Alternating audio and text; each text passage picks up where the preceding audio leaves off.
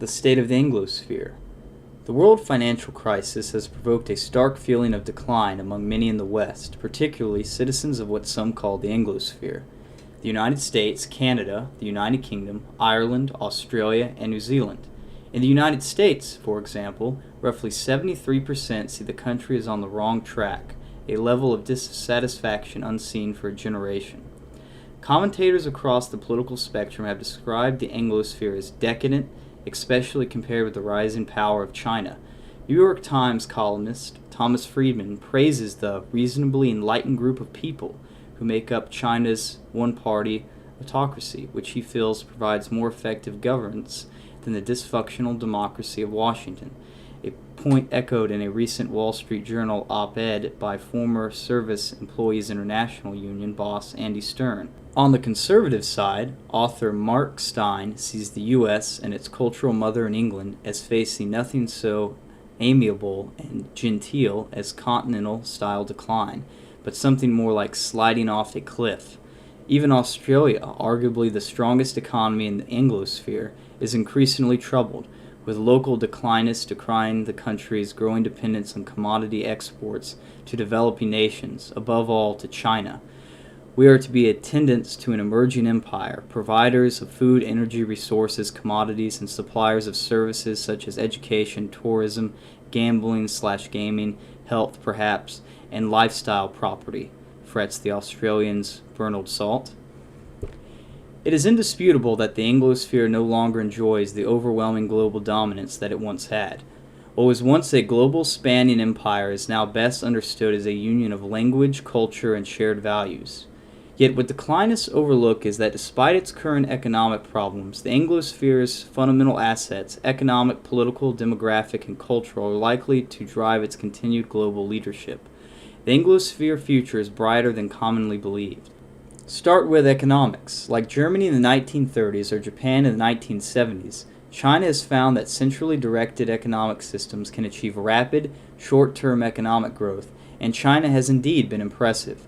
But over time, the growth record and economic power achieved by the free market-oriented English-speaking nations remain peerless. A little noted fact these days is that the Anglosphere is still far and away the world's largest economic bloc. Overall, it accounts for more than 1/4 of the world's GDP, more than $18 trillion. In contrast, what we can refer to as the Sinosphere, China, Hong Kong, and Taiwan, accounts for only 15.1% of global GDP, while India generates 5.4%. The Anglosphere per capita GDP of nearly $45,000 is more than 5 times that of the Sinosphere and 13 times that of India. This condition is unlikely to change radically anytime soon, since the Anglosphere retains important advantages in virtually every critical economic sector, along with abundant natural resources and a robust food supply.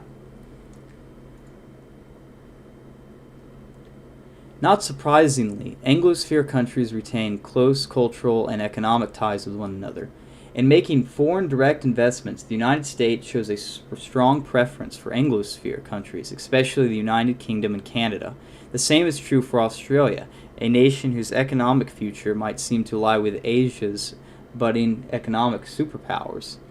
Notwithstanding its worries about becoming a more attendant to a rising China, Australia tilts its overseas investment heavily toward the United Kingdom, the United States, Canada, and New Zealand. Anglosphere countries possess overwhelming military superiority to protect their economic interest. While the United States dominates military technology and hardware, Britain ranks 4th in military spending, with both Australia and Canada ranking in the top 15. The U.S. is headquarters to the world's 3 largest defense companies, Lockheed, Northrop Grumman, and Boeing.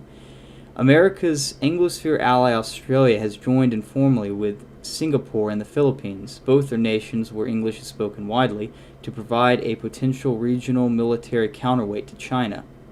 Anglosphere economic and military leadership is reflected in and grows out of English-speaking world's remarkable technological leadership.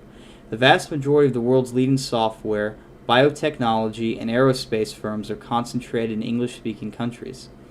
3/5 of global pharmaceutical research spending comes from Britain and America, More than 450 of the top 500 software companies in the world are based in the Anglosphere, mainly in the U.S., which hosts 9 of the top 10. Out of the 10 fastest growing software firms, 6 are American and 1 is British. Internet giants like Apple, Google, Facebook, Microsoft, and Amazon have no foreign equivalents remotely close in size and influence. English is an ascendant language, the primary global language of business and science, and the prevailing tongue in a host of key developing countries, including India, Nigeria, Pakistan, South Africa, Kenya, Malaysia, and Bangladesh. Over 40% of Europeans speak English, while only 19% are francophone. When German, Swiss, and Swedish business people venture overseas, they speak not their home language, but English. Long-run trends in the developing world also point to the expansion of the English language. French schools have been closing even in former French colonies such as Algeria, Rwanda, and Vietnam, where students have resisted learning the old colonial tongue. English is becoming widely adopted in America's biggest competitor, China, and it dominates the Gulf economy, where it serves as the language of business in hubs such as Dubai. The Queen's tongue is, of course, broadly spoken in the other emerging global economic superpower, India, where it has become a vehicle for members of the middle and upper classes to communicate across regional boundaries. In Malaysia, too, English is the language of business, technology, and politics.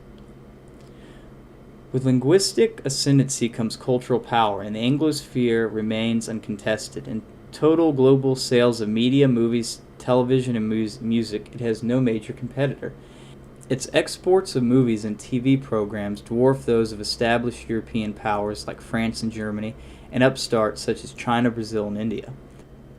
Much has been made of the aging of the West, but the English-speaking countries are not graying as rapidly as their historical European rivals are, notably Germany and Italy, or as Russia and many East Asian countries are.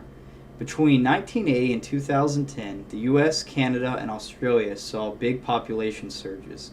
The US expanded by 75 million to more than 300 million. Canada's nearly doubled from 18 million to 34 million, and Australia's increased from 13 million to 22 million. By contrast, in some European countries, such as Germany, population has remained stagnant, while Russia and Japan have watched their populations begin to shrink.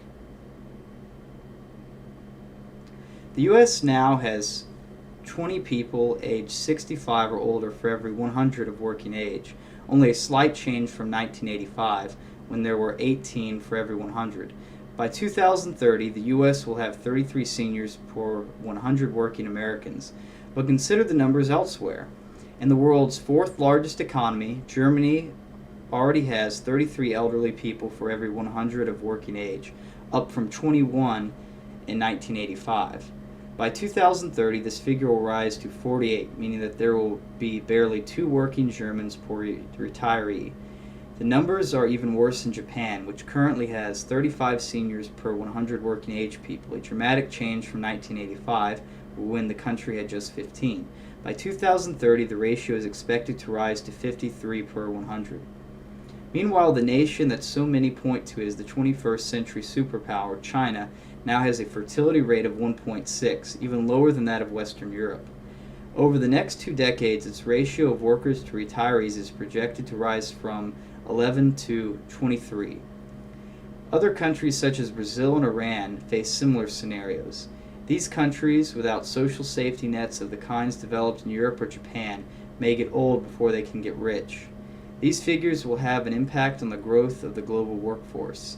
Between 2000 and 2050, for example, the U.S. workforce is projected to grow by 37%, while China shrinks by 10%. The EU's decreases by 21%, and most strikingly, Japan falls by as much as 40%. In this respect, immigration presents the most important long-term advantage for the Anglosphere, which has excelled at incorporating citizens from other cultures. A remarkable 14 million people immigrated to Anglosphere countries over the last decade. The United States, in particular, remains a powerful magnet. In 2005, it swore in more new citizens, the vast majority from outside the Anglosphere, than the next 9 countries put together. The UK last year also experienced the strongest immigration in its history.